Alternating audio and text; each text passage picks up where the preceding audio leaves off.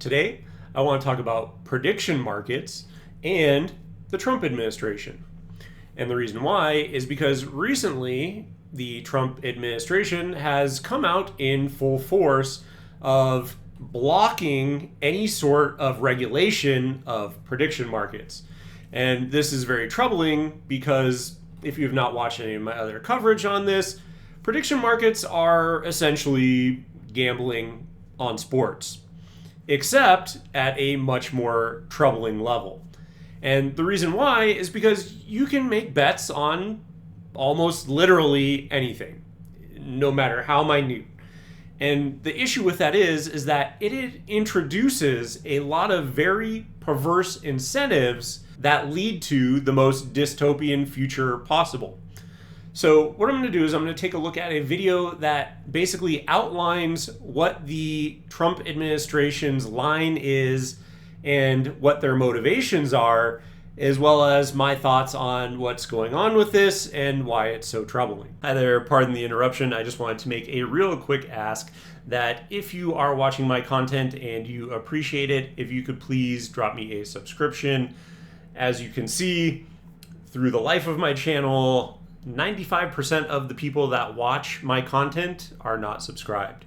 So if you are watching and you find yourself enjoying the content, I would ask that you drop a subscription. Just, again, a really quick PSA. It would mean a lot to me. It really does help my channel grow, and it allows me to make this something that I can do for a living. So just wanted to take a real quick interruption, and I'll return you back to my video. Thank you so much, and I hope you enjoy. There's a lot going on in the world. You might have missed this. The Trump administration is currently going to bat for the prediction markets masquerading as sports gambling companies to nationalize sports gambling, to dramatically enrich not only the Trump family themselves, but also all of the most degenerate executives in the United States. So I want to go ahead. And just to follow up on what he said there, just to provide a little bit more context on the enriching his family, that commentary there, it is because Don Jr. is on the board of one of these companies. I believe it's Kalshi. And so of course, he's making money off of it. And all it is it's a very thinly veiled attempt at buying off Trump by giving his son what I'm assuming is millions of dollars. So just an FYI, if you were not aware, there is very perverse incentives. They put him on the board to influence his father to allow these essentially gambling apps disguised as prediction markets to be allowed to continue in an unregulated format. And give a major shout out here to the chairman of the CFTC, the Commodities Future Trading Commission, which is responsible for regulating prediction markets, who, by the way, is actually a former crypto executive and is now actually trying to preempt any state efforts to rein in prediction markets, backdoor sports gambling across the nation, violating state sovereignty and their ability to regulate sports gambling internally. Here's the chairman of the CFTC, Mike Selig. Let's take a listen to what he had to say. CFTC Chairman Mike Selig here. Over the past year, American prediction markets have been hit with an onslaught of state-led litigation. And rightfully so. And this is my biggest problem with it. Like, if it is to exist, fine, whatever, right? Because it can exist alongside sports betting in general, right? But the problem is when you're trying to circumvent, and it is totally in their best interest to do so, but when you're trying to circumvent laws and regulations that have been set up and have basically said, no, like, we don't want this in our state, because it is one of the most impactful things on the health of a family unit. Because if you become addicted to gambling, you can end up on the street, you can destroy your family, it leads to abuse, it leads to bankruptcies, there's all these super, super negative outcomes that come along with and are very heavily tied to and correlative with, so they go hand in hand with, an increase in gambling leads to an increase in domestic abuse, in divorces, in just a myriad of awful things. And so it's totally fine if there are states that allow it. And usually what would happen in the past is it would be very heavily regulated. Like if you think about Vegas or any states where they have casinos, which are usually tied to Native American tribes, where, okay, yes, you have to go onto the reservation and they have a casino there and you can do some sort of gambling, right? That's typically how it has been. And so there have been regulations that have been set up to enforce it in that manner. And then there was, I think, a blow to that where they rolled it out and they had the sports betting apps, right? So if you think like FanDuel, DraftKings, like all these sorts of companies, and they come out and they have apps, and now, okay, you can do it from your phone. So you don't actually have to go to the physical locations through, I would argue, somewhat loopholes there. But it's still, the states that say we don't want this in our state and we don't think, it's good for our communities, and so we want to ban it from here. They still, you're not able to essentially do betting in those states. So, it's a state's right, as was decided by the Supreme Court. That's why it is the way it is now. So, okay, that I get it, right? It does make it more accessible for people that live in states that allowed it and that had the apps and that kind of a thing. But now the sports betting is anyone can do it from anywhere, because they write it off as prediction markets instead of what it actually is, which is sports gambling, because over 95% of the bets placed on their platforms are on sports. So do not get it confused in any way, shape, or form.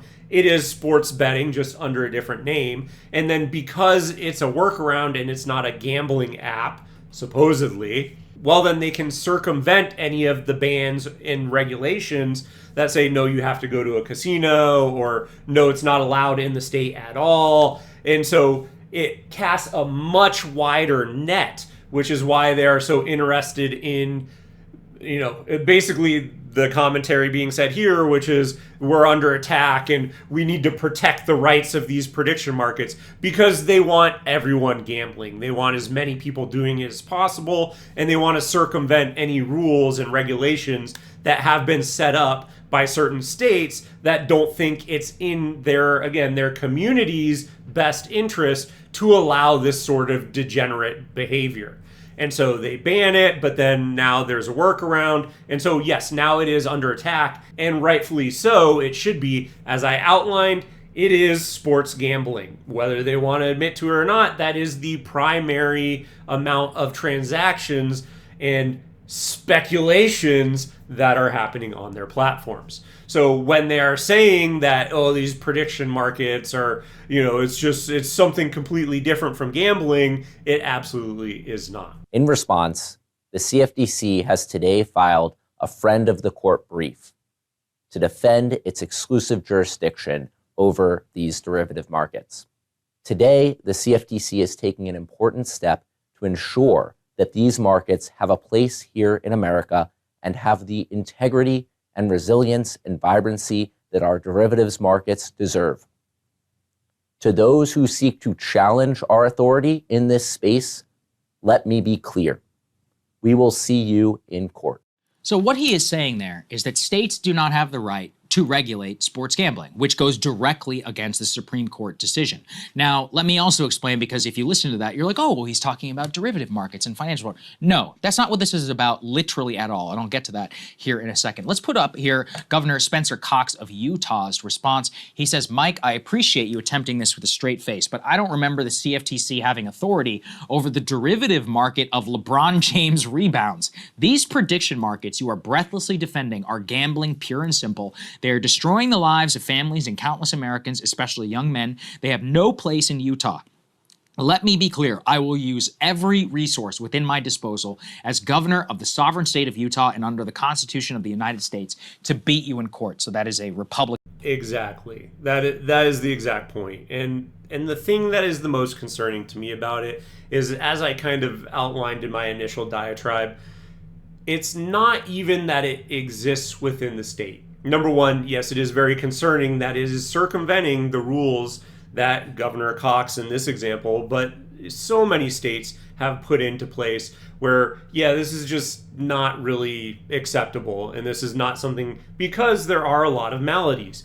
But then the other issue with it is that it is that much more accessible, that you can have it on your phone. Like, if you have to actually drive and go out and go 30 minutes to go to a place to put bets in, and then no, but if you can wake up in the morning, you can place a bet, you can be watching a game, you can place another bet. Like, when you're able to do it, it lowers the bar of entry so low that you're much more willing to participate. And the other thing along with it is just like everything else on your phone, they can make it as addictive as possible. They have done this with slot machines, like when you go into, if you've ever been to a casino, you go in, you hear the lights, the dings, the sounds, the bright colors, all these things are literally optimized to make you more and more addicted. They can do this in apps. They can literally look at your micro, how long you're scrolling on a certain page. They can take away inferences from things as minor as that and then basically tailor your experience to maximize your interactions on their platform.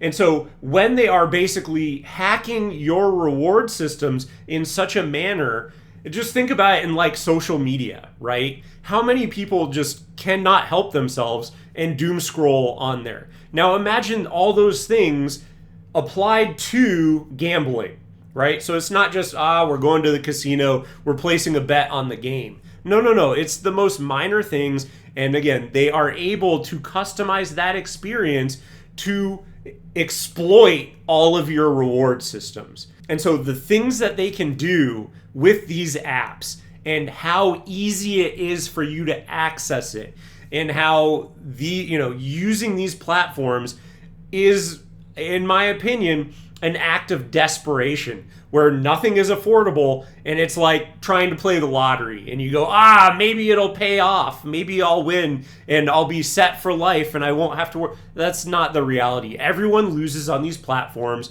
And so, yes, circumventing the will of certain states where they say this is not acceptable is completely insane.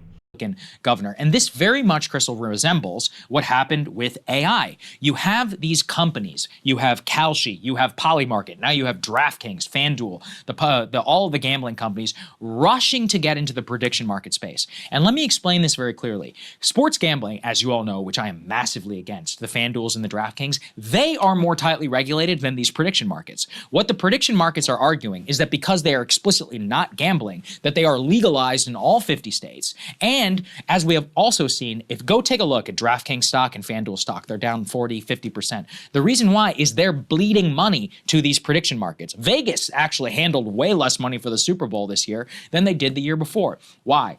Gambling is a loser-take-all market. And what I mean by that is whichever person is willing to offer the most degenerate bets, that's the person who wins. And even as much as I hate DraftKings and FanDuel, you're not betting on dildo colors on the floors, on the basketball courts of WNBA. Even they have a standard because they have state regulators. And that's the part that I think is the most concerning, and that's why I like to point out that it is the most degenerate type of gambling, right? It's the most easily accessible because, yes, it is unregulated at this point in time because they found a loophole. But then also, again, it is the most degenerate type because you can bet on anything. And so the incentive is that, okay, if I can effectuate the outcome, right? If I am in a dire strait and I need to make money,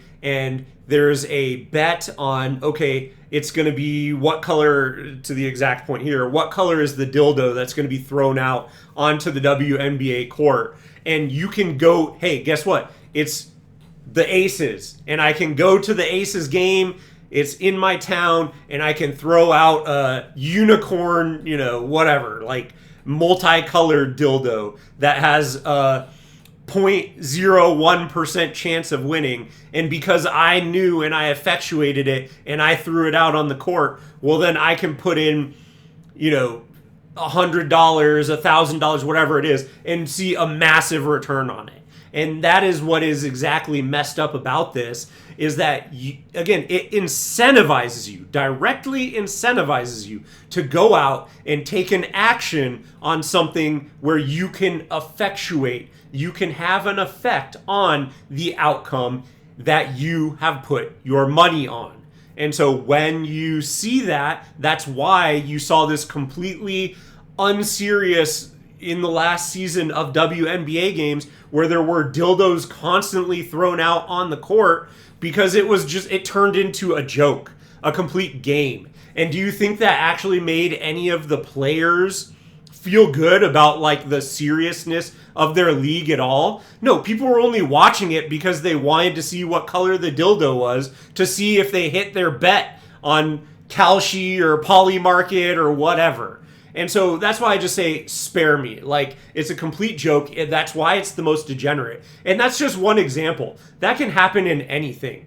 And then the examples of like Terry Rozier, where, hey, put the bet on the under for me because I'm going to pull myself out of the game, fake an injury and pull myself out of the game. And then a bunch of people made money on that. That can happen again at the most minute level. Like, I'm going to do it on rebounds for whoever, right? Pick your favorite player. And then they decide to just kind of, I'm just not going to, I'm going to rebound 3 less than I normally would and miss the bet because I have friends that bet in that area. And you can do it on every single, or you could do the over, or you could do that. Like, there are so many things where you could pull up slightly and it's literally the same as insider trading, because you can have a direct effect, and worse than insider trading, I would say, because if you have an in to that player, you can say, hey man, I need to make some money. This is what the line is. Can you make sure that it is one less than this? Or whatever. And then maybe they just don't try as hard. Maybe they pull up lame. Maybe they, whatever it is. And it's just one game. What do they care? But you can do this over 82 games in the entire season. Multiply by the amount of stats that you can actually bet on. Because it's not just rebounding. It's steals. It's points. It's, whatever. Anything you can imagine, they can have some sort of bet on it. And that is why I said it is so degenerate, and it's worse than insider trading, because insider trading, you have a heads up of what's coming. But in prediction markets, aka gambling by another name, you can actually effectuate future outcomes. You can have an effect on events that are coming. Or it's also as bad as, and I think that's worse than insider trading, but at the same time, it can be the same as insider trading because it also incentivizes that. And you've already seen many times where people in the military, IDF, the US military, have been caught betting on military action that they know is going to happen. So yes, it not only is insider trading, but I think it's even worse than that. They have to deal with. Right. They have, we're talking about the different colors of Gatorade. Like, it's quaint to think about people in Vegas every year betting on heads and tails. That used to be the worst example of degeneracy. No, like, we are in a 10 to 15 to 20, 30 times worse situation with the type of bets that are being offered on this, rife for insider trading. Remember the streaker one I told you about? That literally happened. Somebody actually did bet on streaker and then did it. It was an offshore book, to be clear. However, and his bet was voided. But I'm giving you an example of exactly the type of things can happen. This is not even to mention all the insider trading possibilities from that we saw. The state of Israel. And just as an example with a streaker, right? Even if it was an offshore account and they come in and they put like, I don't know, $100,000 on a streaker, right? Then what they could do is they go, what's the payout on that, right? If it's 30%, right, that it is going to happen, so it's more unlikely. So it's 70%. Well, then they're coming out with a 70% profit on that. So even if they went out and they said, so they're more than, they're over doubling their money. So even if they came out and they said, hey, in some back market, black market site, they go on there and they say, hey, I will pay you $100,000 to go out and streak at whatever event. I mean, are you going to tell me that some desperate person, some idiot who like, I'll just, spend the night in jail and then I'll be totally fine? Like, for $100,000, you don't think they would do that? So yes, once again, you show me, that's why I say it's the most dystopian, because the exact example is you can just pay someone else to do that, pay them off to do it. And if the odds are, a certain amount to have someone go do something, and you can make a ton of profit on betting on the over that it is going to happen, and then you can pay someone off to go do it, you're still making 100% return guaranteed, and you're not putting yourself at risk at all because you're paying someone else that lives in the area where this is going to happen to go and actually do the act. So you are totally free as the person betting, totally free of any sort of consequence, and you're just giving someone money to go do it on your behalf. So that is why I'm saying, like, the example, and why I say it's the most dystopian form of betting, because it necessarily will affect future events with the worst outcomes possible. Because imagine then if there's another one where it's not just going to be one streaker, it's two streakers. Well, you can guarantee that's going to have greater bets. And then, again, you can just continually, well, it's not one dildo on the court, it's two. You can make these things as degenerate as possible. One dildo every quarter. Where does it end?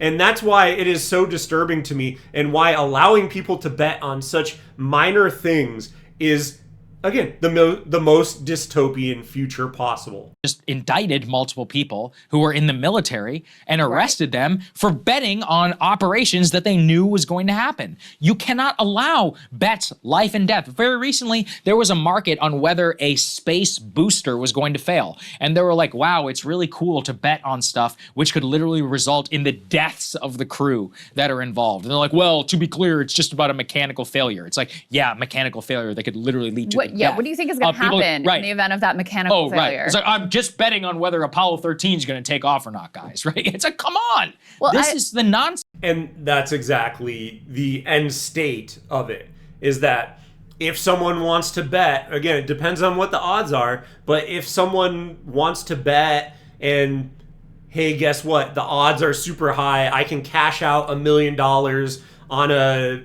$50,000 bet or whatever. Like, okay, that's pretty insane, pretty insane odds on that. But if that was the case, what is the incentives? And then exactly to the example that he's using, it can have dire consequences. Like the examples that I was using before were tame in comparison to where, if you follow this through to its logical conclusion, where it could end up, right? Because, I mean, if they were as popular as they are now, who's to say that something doesn't pop up at one of Trump's rallies where it's like, will he be assassinated? Well, if you got someone who's in super dire straits, or a bunch of people who take the yes, and it's, a very high return on if he is, well, you're going to have a dozen would-be assassins out there coming after him. And that is exactly why I'm saying these are the worst, absolute worst, most dystopian markets, is because they incentivize the most degenerate, most disgusting, most desperate, most awful behavior that you can imagine. Which has been, this is literally like the clearest example of total free market capitalism, which is, except as always in the American context, completely backed now by the power of the state. Yeah. The United States federal government going to bat not just for betting markets, but for betting markets that offer the worst, most degenerate products that milk these people. You know, the advertising of these companies, they're telling children out there, 18, 19-year-olds, guys, this is how you can make your life savings. This is how you can pay your tuition. I mean, I'm getting reels of guys who are betting on whether Trump is going to say the word low IQ. And yeah, and that's the other point, too, that I want to call out is two things, right? One is the age limit as well, right? Because if you think about it, on any of the gambling apps, you have to be 21. And that's why I'm saying, once again, with these prediction markets, as he just called out, it's 18, right? So if you're an adult, you can bet on these things.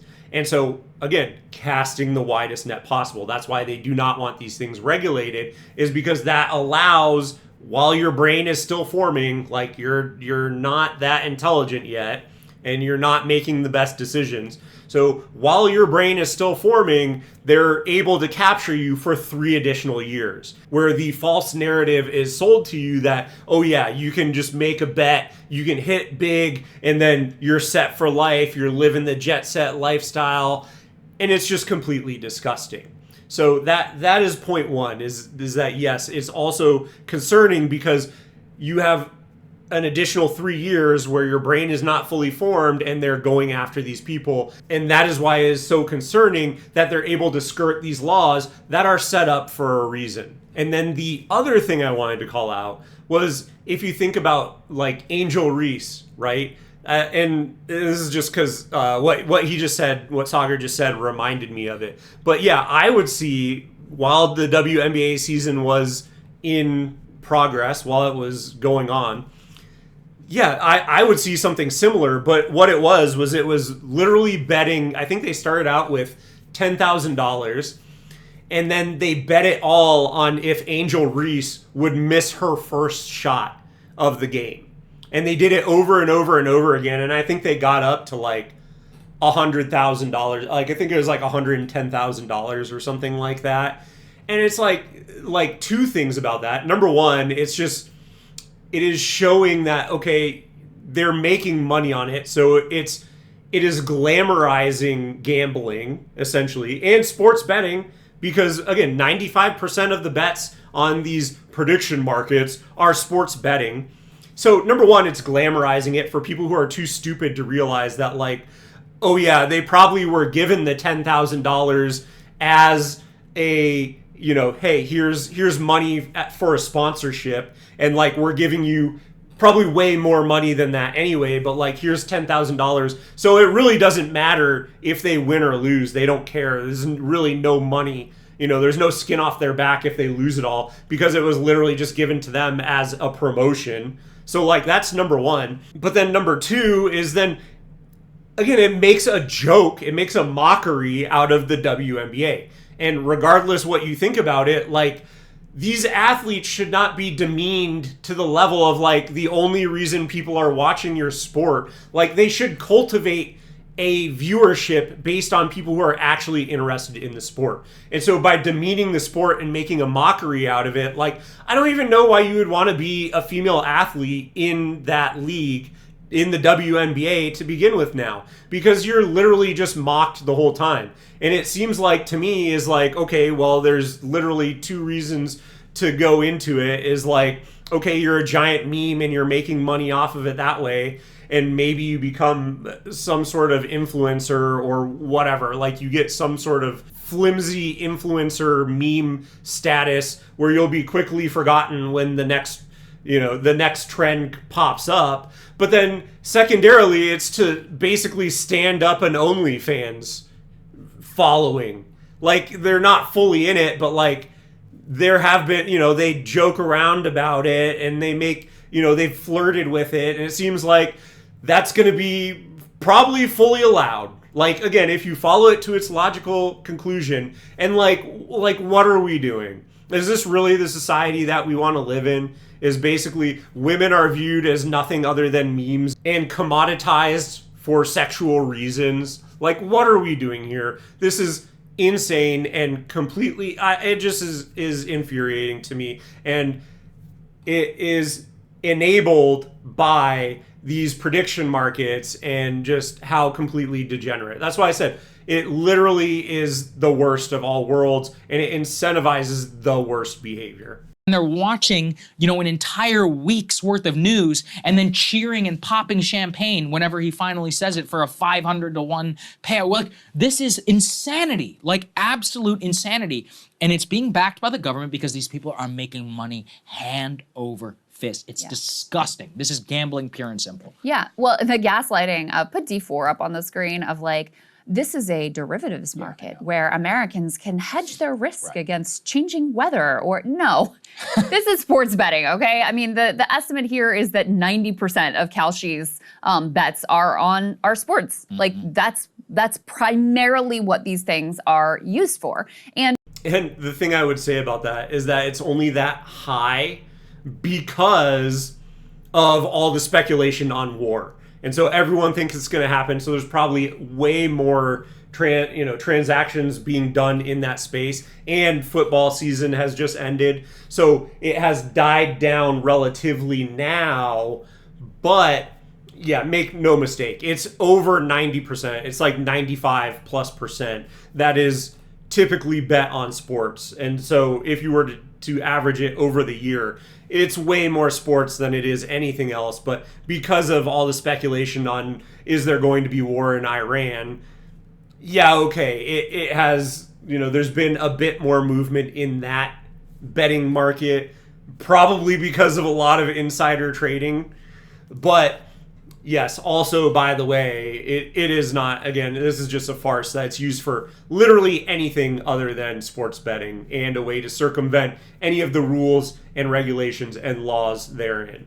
Not that it really would make it better if it wasn't primarily sports. But, their dodge is effectively, this isn't really sports gambling. It's this sophisticated derivatives, and we're just democratizing the access to this technology, blah, blah, blah. Like, the whole thing is just complete gaslighting. And I think, to me, zooming out, the two major underlying stories here, the two things that are really going on is, number one, the corruption, obviously. Like, Don Jr.'s on the Kalshi board. Like, it's, they're making tons of money. They're throughout the whole government. So they want this gravy train to, the people in power are profiting off of this direct exploitation of, ordinary Americans, and they want that gravy train to keep going.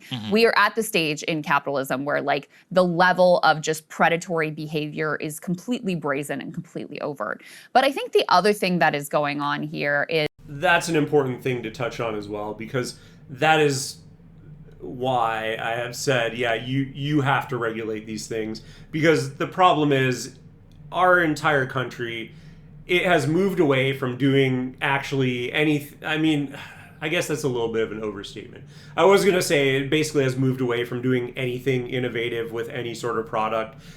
There is still some of it, right? AI, we are the leaders there. But the issue is that it's all just financialization now. And anything that they can do to separate people from their money, like these prediction markets, like betting, like any of these sorts of things, it literally is the leaders of these companies are just looking for ways to separate people from their money with as little actual work from them as possible. Like, think about what are they actually bringing to the table with gambling and prediction markets. Literally nothing. It's just a platform. And not one that you have to put a substantiative amount of money into either. Like, you just stand it up and, here you go, super easy, takes, very little investment to keep these things running once they've actually been created. And so, yes, I think it is completely disgusting. It does not do anything to move the national project forward at all. And if anything, it's basically like leeches on a corpse. And that's I think there's no better example of the dying and decaying in the United States than these prediction markets being allowed to circumvent the will of each individual state and take advantage of basically American values and American families, and just it's just completely infuriating to me. We've always our national story has always had a bit of like a casino lottery element to it of like, you may not be rich today, but hey, here in America, anything's possible. Yep. The previous story was about if you work hard and, we have this grand meritocracy, and there was some level of truth to that, right? Not completely true, but there was some level, and people bought into it. And so it was like, okay, if we do the right and we go to school and we work hard and we start a great business and we make a great product, we too can join like the class of the millionaires. We too can become one of society's elites. Now that story has unraveled. So now the story is just complete casino capitalism. It's just complete. We used the example before, maybe you too can get cast as a plant in the Bad Bunny halftime show and have insider knowledge of whether Lady Gaga and Ricky Martin are going to be performing and be able to cash in. That is... And here's the thing about that, right? About the death of the American dream, right? Is because, when you go and depending on where you live, right? If you're looking at trying to buy a house, like, okay... Think about the average experience for a new grad, right? Okay, you are told that what you have to do to achieve the American dream is you go to college, you get a degree, you go into a white-collar job, and then you are able to make a nice living, and you have enough income that you can support a family, and you can buy a house, and you can have a car, and whatever, the white picket fence, and you have a dog or a cat or whatever, and that's the American dream, right? Now it's completely out of touch. It's like, okay, you go to college, it's completely unaffordable, right? So you're paying tens of thousands, if not $100,000 plus dollars. Then you come out of college and it's almost impossible. You're facing huge underemployment or unemployment because all of the white collar jobs are being taken by AI, or people not retiring because everything is so expensive and they need to keep putting money aside, so they're working later and later into their twilight years. And then, by the way, if you are able to get a job, you have to be making over $100,000 for it to even be realistic to even look at putting money aside to purchase a house. And even that's probably not enough money. So, your starter home is like $400,000 for a shack in some of the more desirable markets where there are jobs. So yeah, of course, it's just everything is completely unattainable. So and that's why I say that gambling is more desperation now and is more incentivized by desperation. And that's why people are flocking to it, because it's already addictive. And then, like I said, using the apps, they can already use the apps to get their hooks into you and maximize, hey, okay, we can give him a little bit of an incentive to get him on the hook, and then we can, dig our claws into him, and then he's stuck and he's addicted, right? So, but then you're also, the only way I can see any sort of way out of the situation that I'm in now, where I'm paycheck to paycheck, and the economy is awful, and I just have to hit it big. I just have to hit it big one time. And that is essentially what the entire economy now is built around. And it's completely disgusting. And of course, this is where we are. And I don't know about you, but like, that's not a world that I personally would want to live in. And so that is why you need to just get rid of these things. Again, it is very troubling to me. I think they are blowing up because A, it's an addictive product, but then B, a lot of it's just desperation, and it's the only way people see to get out of their current predicament. In the absence of, a broader redistribution of wealth, they are wrapping this explicitly predatory scheme in a promise of riches and wealth for ordinary people who have lost all hope that there is any other path to success, not even riches and wealth, but just to escape an entirely precarious existence. So I think when you look at this in certain ways, when you look at the AI development, certainly in the crypto space and in the betting space, I think part of what is going on here is not just about the corruption. It's about selling a narrative to people that this is going to be the new way that you're able to make it big. And let me, bring it out even deeper, just to show you how deep the rabbit hole goes. I wanted to cover this a few weeks ago, but we weren't able to put it in the show. Let's put C3 or D3 up there on the screen.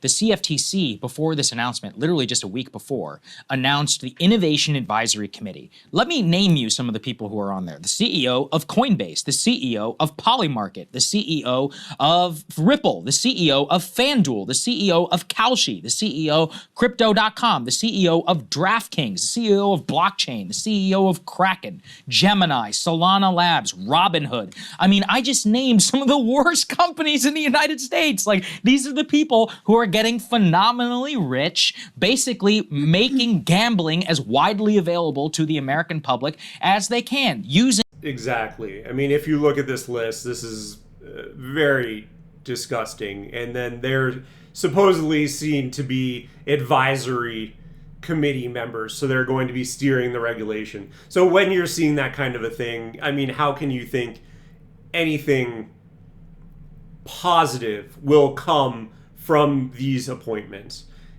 And of course, it's just disgusting. All these people are going to be advocating for their best interests. And again, not all of them, but the majority of companies on here, I think they are incredibly predatory to their user bases. And I mean, the best outcome for them is the worst outcome for their user base.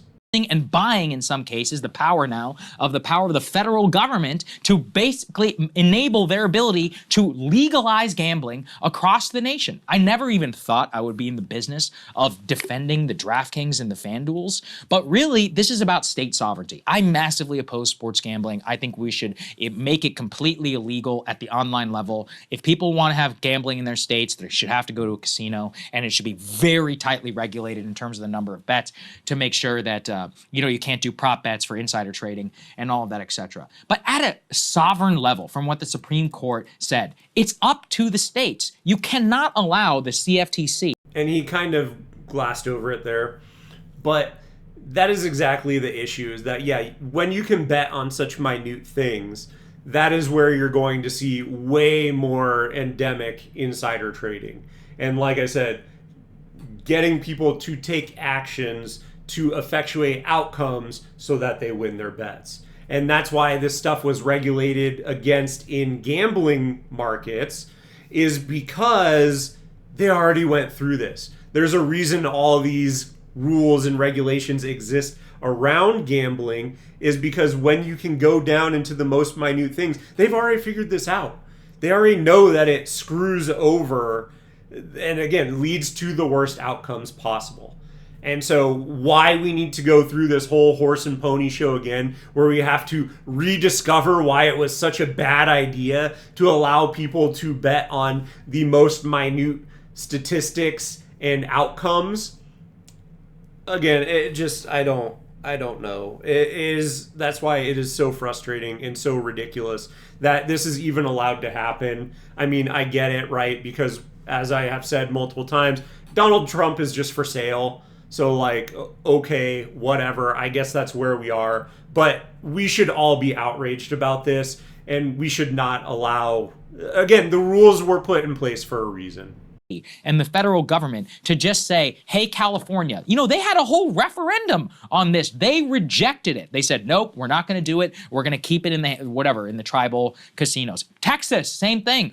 The gambling companies have taken L after L in Texas. Texas legislature is like, nope, we're not doing it, which has cost Miriam Adelson, all of these people, a hell of a lot of money. But this is how you get around it. It's literally making the worst possible types of bets with zero regulation, or at least the least amount of regulation, taking it out of the hands of the state and saying, no, we're going to make it widely available for all, and none of the proper safeguards that are currently in place for insider trading. And these people are printing money. Remember the Kalshi founder who's like, I'm one of the youngest female billionaires in the world. We should be ashamed of this. This is shameful to become a billionaire by propping up gambling. And everybody's like in the tech industry, everybody's getting bought off. I recently saw a story of a guy, sports podcaster, who criticized Kalshi. They reached out to him the next week they reached out to him literally the week after to offer him a sponsorship. Wow. And nobody wants to talk about this because they're all taking money from the same thing. And you would think DraftKings and FanDuel would be trying to do something about it. No, DraftKings is now, we're going to get into the prediction business. This is a race to the bottom to make it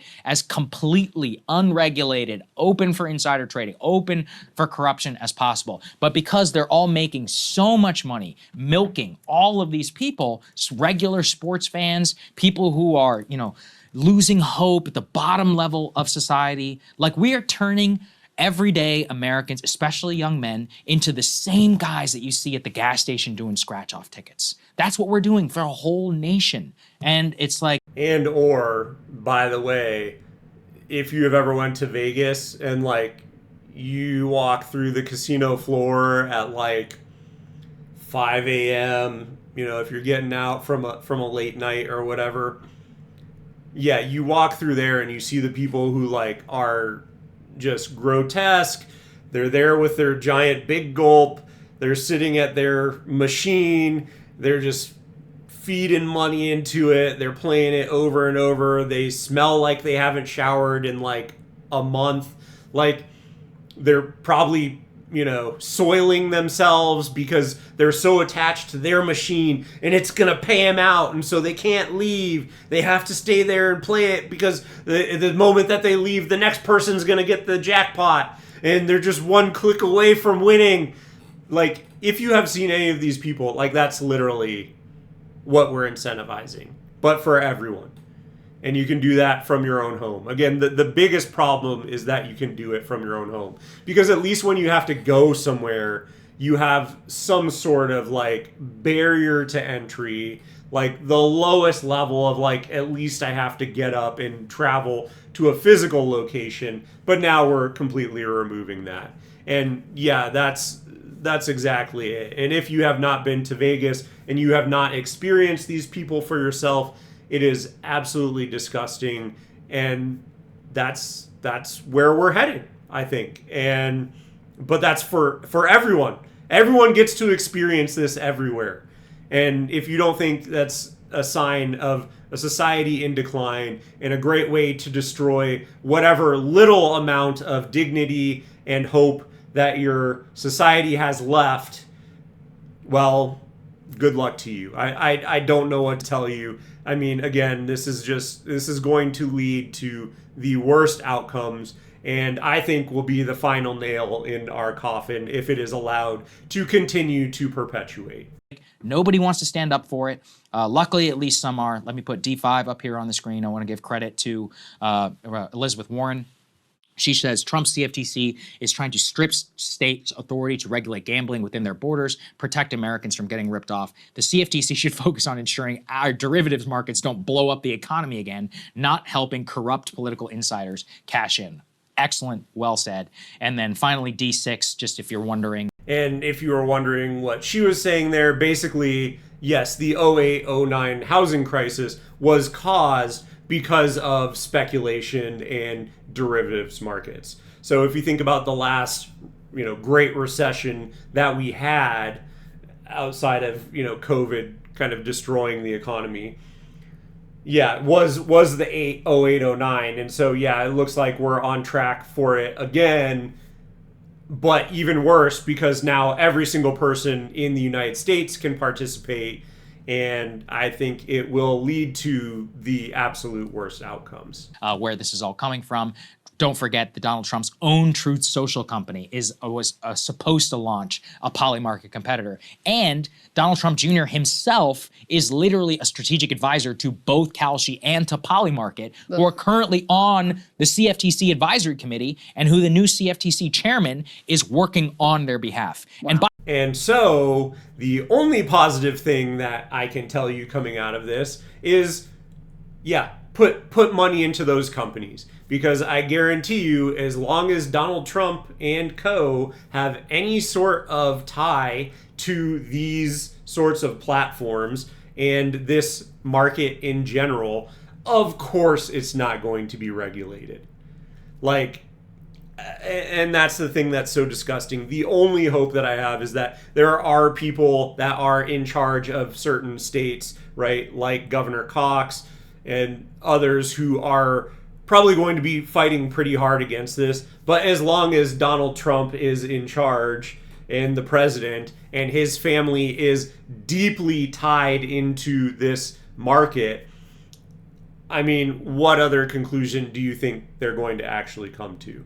So, yeah, I think it is very unlikely that any of these companies are regulated. So just put your money into stock for them. And, it's the second fastest growing field outside of AI. Although now it may be the first fastest because AI seems to kind of be faltering a little bit, I guess I'll say. So, it is just disgusting to me how blatantly and flagrantly obvious it is that, yeah, they're just basically paying off the Trump family. And then, of course, the head of the CFTC comes out and gives his full-throated endorsement, and he stands fully behind it because, of course. By the way, even before this, the CFTC advisor or the CFTC committee, he wasn't necessarily supposed to have all this authority. There were a lot of shenanigans in terms of making sure that nobody else was on the board, similar to what they did here with the FTC. So here we go. This is going to be a multi-billion-dollar bonanza. The amount of people who are going to lose money, it's astronomical. Like the amount of sports bettors and other people who are going to be lured in. There's no regulation for advertising, no regulation at the federal level. It's going to be, this is going to be as close to a rip and roar 1890s silver, peddling, snake oil. Like, we're going back. This is what it's going to look like. True. And think about how many people suffered from that. But I'm just glad that a bunch of tech executives are going to get filthy rich. On steroids in the algorithm era, too, where it's like all super, supercharged. Wanted to shout out Pedro Gonzalez. I thought he had a good take on this. And shout out to you as well for being like principled and consistent in your positions here. He says, very funny that the new right does this Save the West LARP. And then you look at its policy preferences and it's all just legalizing crime, crypto scams, normalizing gambling, etc. It's the movement of decline and profiting from decline. And you've been making this point about all of the quote unquote degenerate behavior is now just like embraced and fully deregulated, and no one bothers to pause and say, this seems a little inconsistent with some of the other things that our political project has been. Yeah, and that's exactly what I've been saying as well. Like, it seems like it's just speed running to the logical conclusion that this is a dying empire. And so every single person is literally just trying to cash in and rake as much money out of the bloated corpse of America as they possibly can before an all-out collapse.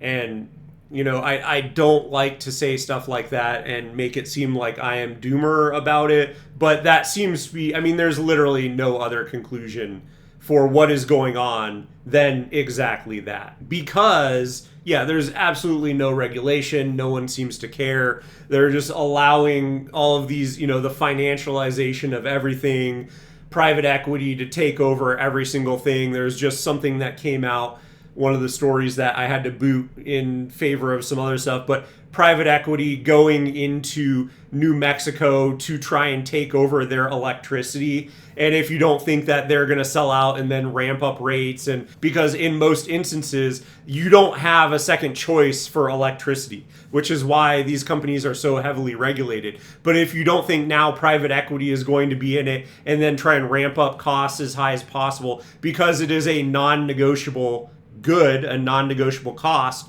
you have to pay electricity. You're not going to be living in your house by candlelight. So yes, you do need to have electricity. So they're trying to get into yet another good or service that is non-negotiable that you have to pay for, and then ramp up the price on you in that sector as well. So they're just allowing these companies to continue doing this. It's absolutely disgusting. And it is infuriating, and it literally is just allowing private equity, gambling, all of now AI, right? Because they're allowing porn on it, they're allowing advertising on it, there all these sorts of things that just are incentivizing it in completely the wrong direction. And again, there's no other conclusion that you can come to other than it's just trying to rake money out of the dying corpse of America.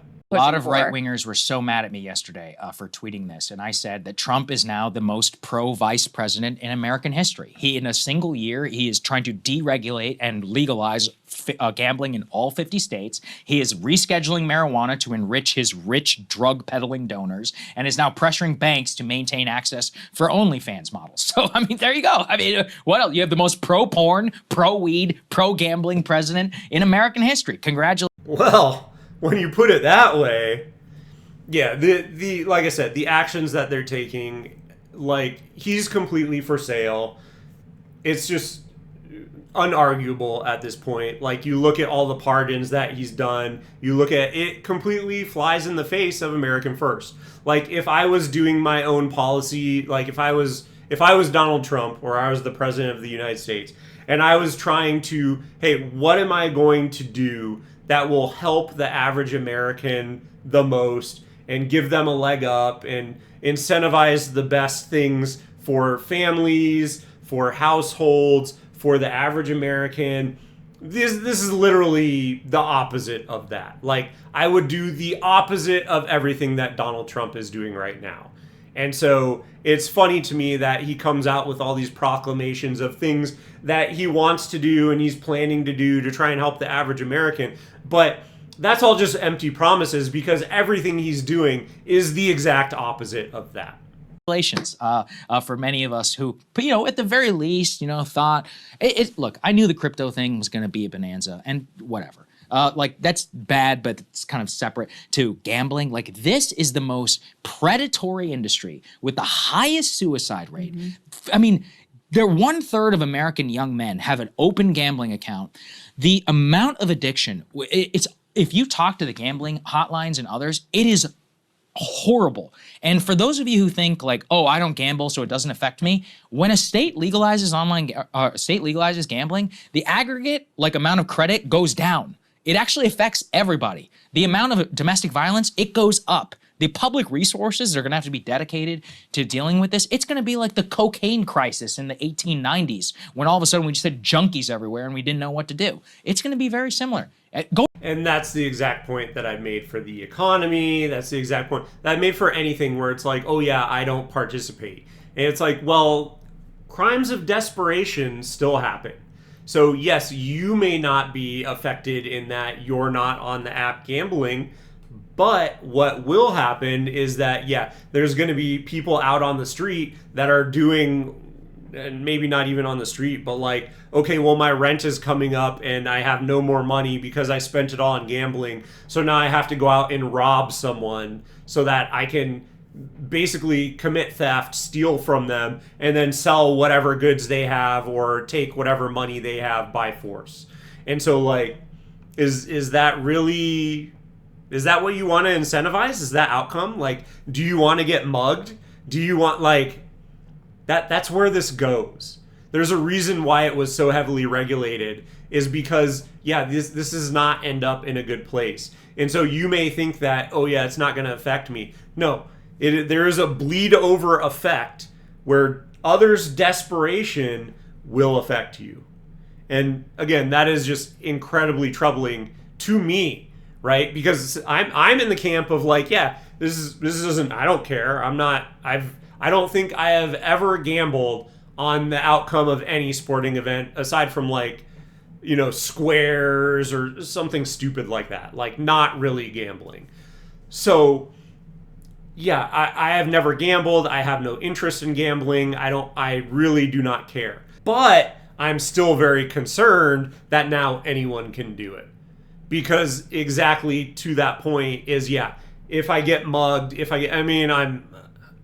I'm tall, I'm a male, it's probably not going to happen to me. Like, I'm not the ideal victim. But if you have a gun, that's a great equalizer, and then I'm at risk.